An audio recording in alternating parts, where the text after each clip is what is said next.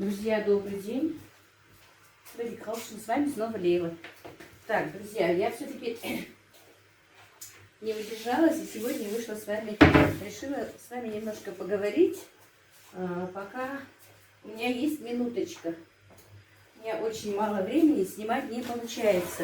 Но все-таки я решила с вами сегодня поговорить немножко, пока у меня вот тишина, никого нет, мои гости пока уехали по своим делам.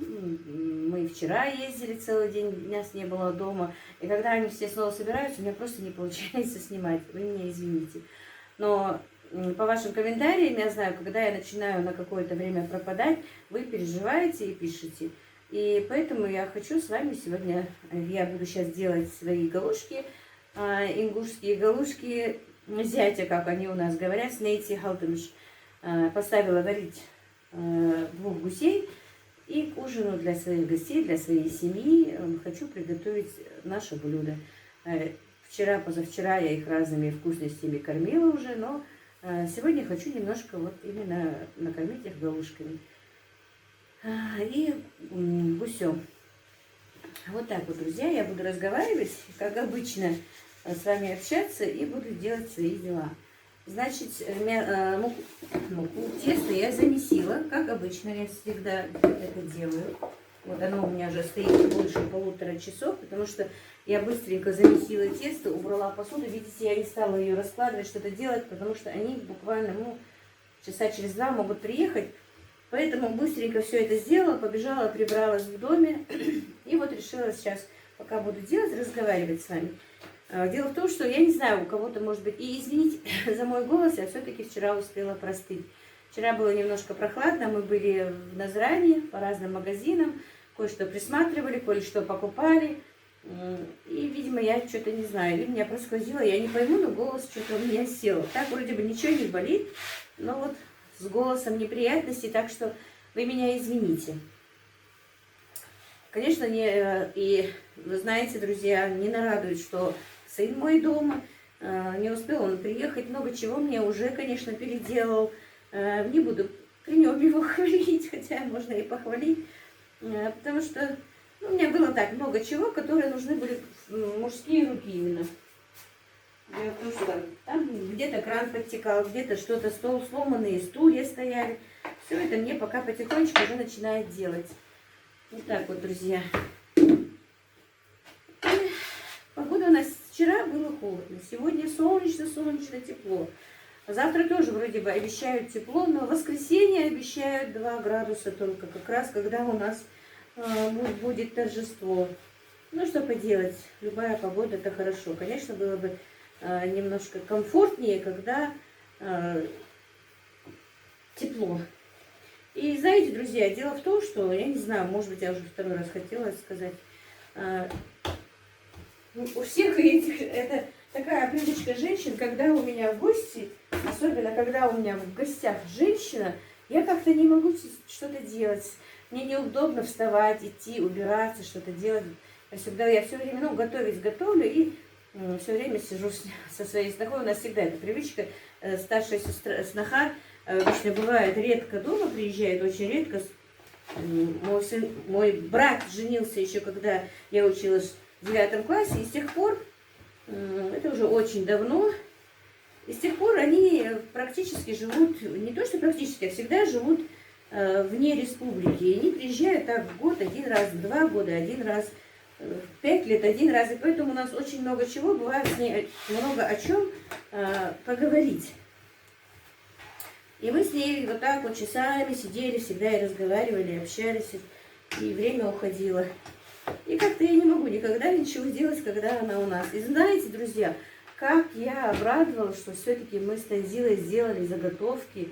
Я хоть и не любила из заготовок что-то делать, из полуфабрикатов, но они, оказывается, действительно помогают, когда вот так вот гости, когда что-то надо быстро сделать, когда неудобно при них там что-то такое, не то, что неудобно, даже и неудобно, не хочется возиться. И даже в том плане, что если я что-то делаю, конечно, моя сноха становится рядом со мной, что-то делает, и не хочется ее утруждать. И поэтому действительно вот такие вот заморозки, полуфабрикаты на экстренные случаи, это действительно очень хорошо помогает. Если бы у меня их не было, у меня бы очень много времени уходило просто бы на готовку.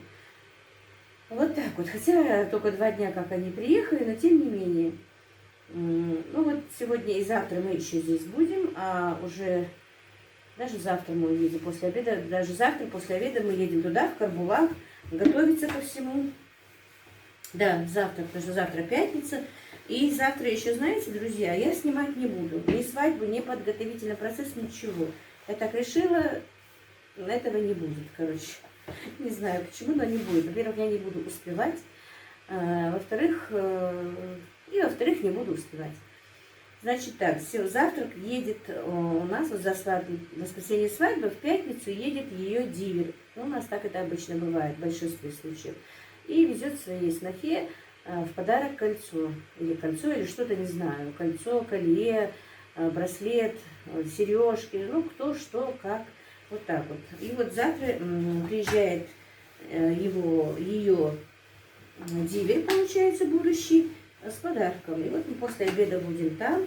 Раньше, когда вот так вот с подарком для снохи приезжал дилер, раньше заходили в дом парни, ну, с ними, раньше с ними. Обычно с дилером было 5-6 человек. Они заходили, им накрывали столы, их угощали, они подарки дарили, потом им, они же обычно на машине бывают, в машину ложили ковер. Вот такое вот у нас делалось раньше. Сейчас приезжают, но в дом не заходят и просто выходит будущая сноха, с ней подружка ее или двоюродная сестра, кто-то с ней выходит. И во дворе они общаются, разговаривают. Он там дарит то, что ей принес, и не заходит, уезжают домой. И невеста тоже дарит ему там, сейчас дарятся какие-то там наборы, там рубашки, что-то в этих наборах бывает: рубашка, платок, носки, ремень, ну кто что, как гораздо. И дарит еще коврик для намаза, такой дорогой, красивый, в таком тоже чемоданчике, упакованный. Это и рубашка, и вот эти вещи тоже бывают в чемоданчиках, упакованные. Так что вот такие вот у нас, друзья, обычаи для засватанной девочки. Вот. Завтра вот такие вот у нас хлопоты. Завтра приносят нам уже на прокат, берутся стулья, столы. Будем освобождать комнаты, ставить столы, стулья, смотреть, где что нам нужно, считать там посуду. Все такие вот эти вот подготовительные процессы у нас будут происходить. И вот так вот, друзья, посуду мы тоже как-то вот между собой собираем, чтобы не тратиться на прокат, не брать. У меня есть посуда, у моей сестры есть посуда, у младшей снохи есть посуда. Ну, что где не хватает, вот эти вот все будет решаться, все будет покупаться. Вчера посмотрели в 2-3 магазинах конфеты.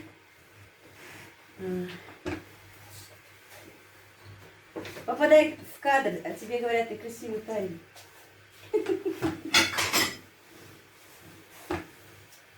А чайник не кипел. Так что ты в кадр не попал.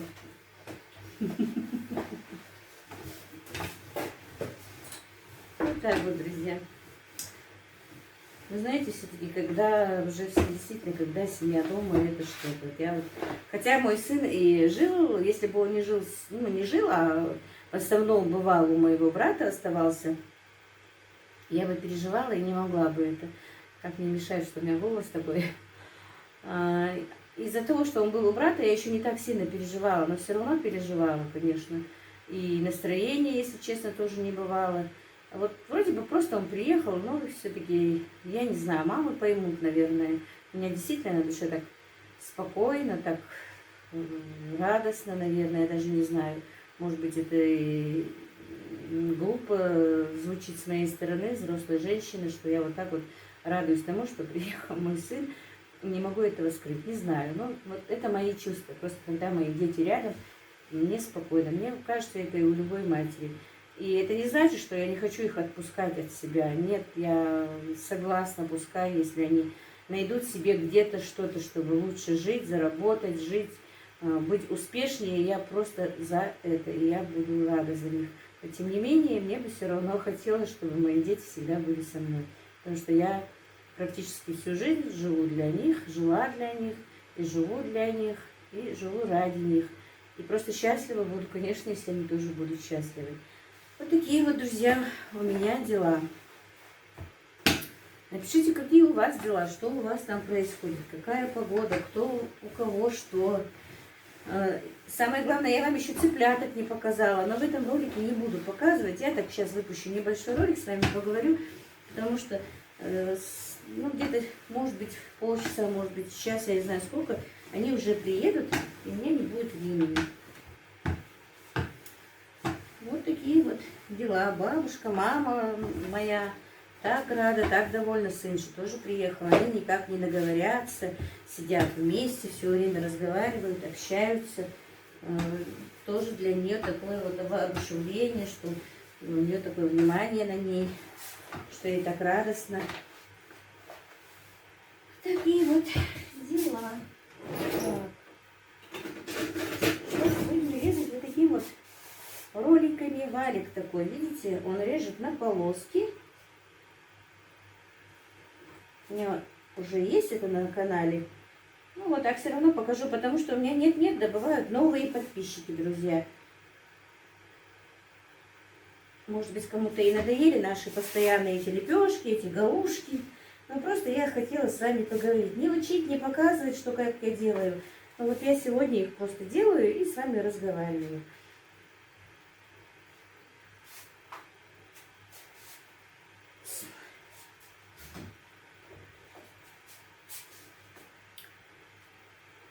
Что еще, о чем бы я хотела с вами поговорить? Цыплятки мои растут понемножечку, я сказала. Уже мне даже нужно для них место. Они у меня в коробочках таких, но я вам их пока не показываю. Не нажала хорошо. Но пока свадьба не пройдет, ничего не получится. Надо будет ждать, пока им в тесноте, потому что сыну некогда. Завтрашнего дня тем более некогда. Им нужно там шатры вот эти мы ставим. Во дворе 2 шатра будет поставлено. Хотя и холодно, но тем не менее, там, по-моему, они отопительные пушки собираются ставить. Друзья, я не знаю, наверное, сегодня меня будет плохо слышно, потому что я снимаю с другого телефона, а там микрофон и так нехороший. И голос у меня такой севший.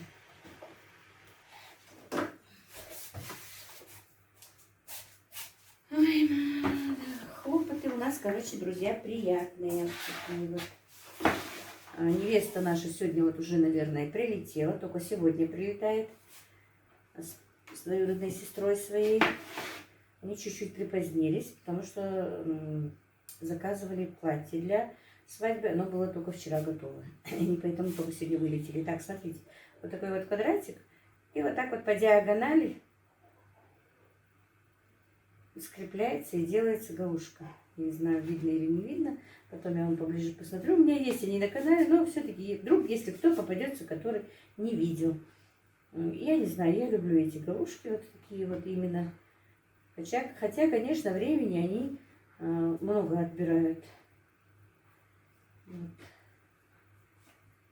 Сын, не знаю, насколько приехал он. Меня спрашивали, и в личке спрашивали, на какое время приехал сын. Если честно, я еще не знаю. Вроде бы он даже говорил, что немножечко, может быть, найдет, если здесь найдет работу, то останется и здесь поработает пока, потому что мне и по хозяйству очень много чего надо сделать. И самому ему немного хочется все-таки побыть дома. Его вообще практически нет дома 2 года. Он в прошлый раз под Новый год приезжал на 2-3 дня буквально, и все, в течение вот этих 2 лет его не было дома. А он у нас такой, знаете, хозяйственный мужичок, можно сказать. По хозяйству все вот такое вот там приделать, сделать, построить. Это он хорошо у него получается. И вот он приехал, у него очень много работ. Просто мы ждем, что пока вот закончится свадьба у нас. Вот так вот. Некоторые спрашивали, кто женится? Ваш сын женится? Нет. Я бы была, конечно, очень рада, если бы женился мой сын, друзья. Я бы очень была этому рада. Но пока нет. Не знаю, даже пока еще не намечаем, но если бы вот, получилось, то на осень бы хотелось женить их, причем обоих. Но посмотрим. Наши планы будут ли совпадать с планами Всевышнего. Аишка наша не приезжала еще. Мухаммед не приезжал, так, племяшка мой произошел. Я снимаю. Иди поздоровайся с моими подписчиками, не хочешь? Hello. Ты сюда иди. Это не hello. Племянник не уезжал, уехал мой брат и сноха просто. Это тоже мой любимый. Ну, в принципе, у меня все племянники мои любимые друзья. У меня очень хорошие племянники. Что у одного брата, что у другого брата, что у сестры. И это не лезть, они действительно хорошие. Не балованные, воспитанные. Хорошие ребята и хорошие девочки.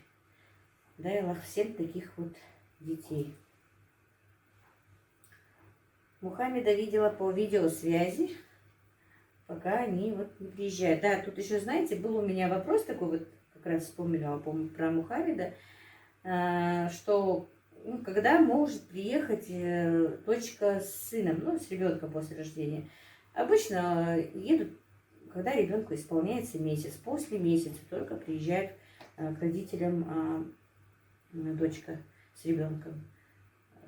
Ну, потому что как-то ей, в принципе, вот неудобно сразу же после рождения ребенка появляться перед братьями, там, перед отцом, перед бабушкой, может быть, перед мамой еще ладно, не так уж стеснительно, вот, но вот перед этими людьми ей как-то неудобно. Моя сноха очень просила, чтобы она приехала. Брат и жена просила мою дочку, может, ты приедешь с малышом? Но она сказала, что пока нет. Вот. На свадьбу тоже она собирается, но я ее просила, правда, может быть, не будешь ехать, но она сказала, что оставит малыша у сношеницы своей и на свадьбу все-таки приедет. У моих братьев по одной дочке только получается, у нас по одной племяннице. Вот, единственную дочку выдают замуж. И племянница моя очень. Друзья, у нас дела. Накормила своих черемшой. Они у меня большие любители черемши, москвичи мои. И сын мой очень хотел. Купила сразу 3 килограмма. И огромную сковороду. Прям тут в день приезда им сварила черемши. И у меня еще немножко оставалось. В сковороду не помещалось. Мой сын говорит, нам не хватит. Протуши всю черемшу. Пришлось в 2 сковородках, в огромных 2 сковородках потушить черемшу. Запекла уточку с картошкой, сделала манты. Не сделала, а у меня же были сделанные манты. Отварила манты. И, короче, вот так вот мы шиковали эти дни, эти 2 дня. Они прилетели позавчера, вчера и позавчера. В принципе, мы все время только и делали, что ели и убирали посуду. И разговаривали. Вот. Сегодня у нас день гуся с галушками и с нашей картофельной подливой.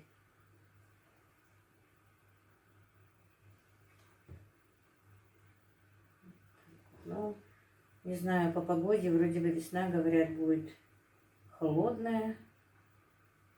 А как только немножко теплые дни придут, так и хочется что-то в огород пойти, что-то посадить, что-то сделать. Это, наверное, у всех деревенских жителей такая мания. Ну все, друзья, я сейчас немножечко отключусь. Потом с вами, может быть, еще поговорю, вспомню, что я хотела вам сказать, на что ответить.